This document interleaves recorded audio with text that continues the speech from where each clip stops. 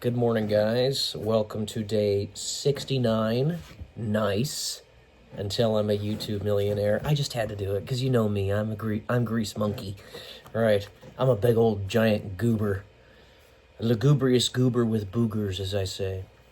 But anyways, I'm actually recording this one the same day that I recorded the 68th episode. Because I figured I might as well do it while I have a little bit of energy and a little bit of time on my hands. So it's going to be a pretty quick one, nevertheless. Let me go ahead and get you guys a little bit better angled here.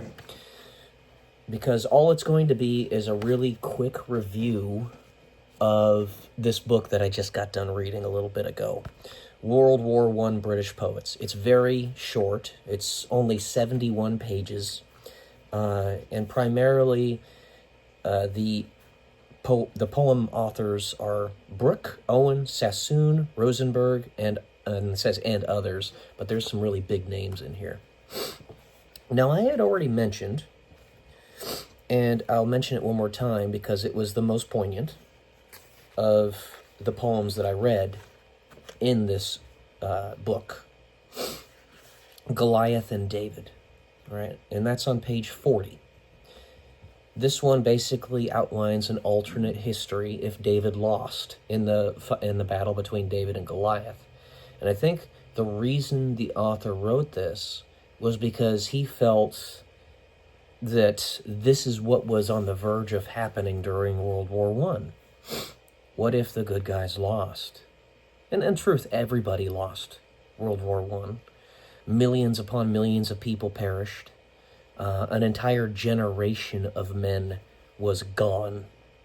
And this demoralization, this depression, spiritually, emotionally, psychologically, that it put the whole of Europe into after World War I is not to be understated. World War I led to World War II because of the restrictions that were placed on Germany. After this happened, the machine gun was created, right? And that's why so many people died. They had no way, no tactics developed to figure out how to actually get around and survive a machine gun nest, right? They had no machinery to protect themselves, such as tanks at the time. The machine gun was a new and very, very lethal tool that they had in this war, and that's what led to so many deaths and so much demoralization. Prior to this, war was seen by many a great leader of the past as a noble and patriotic duty of every person within a country to protect their friends and family, their way of life. Now, these things are still true, that's, primarily why you do it, and especially in a defensive war.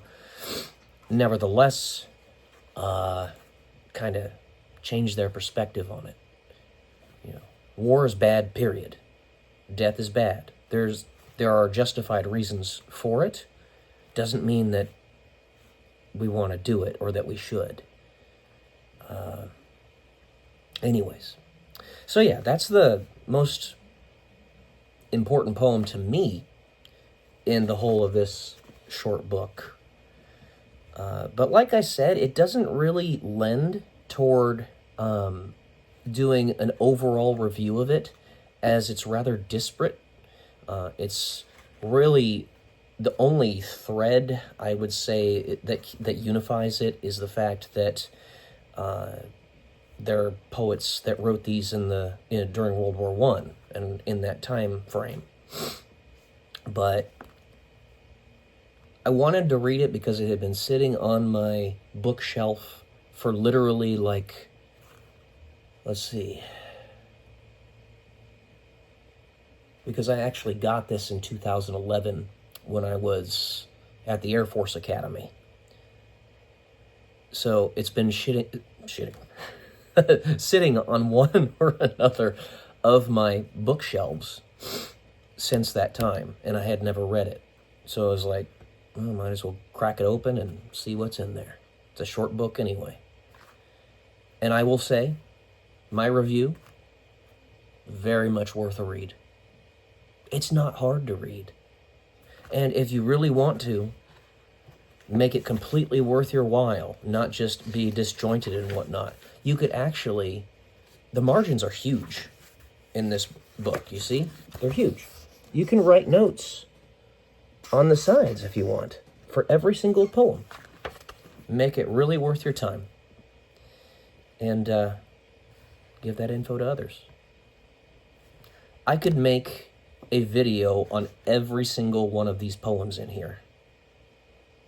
And you know, I just might at some point in the future. I just wanted to give you an overall review.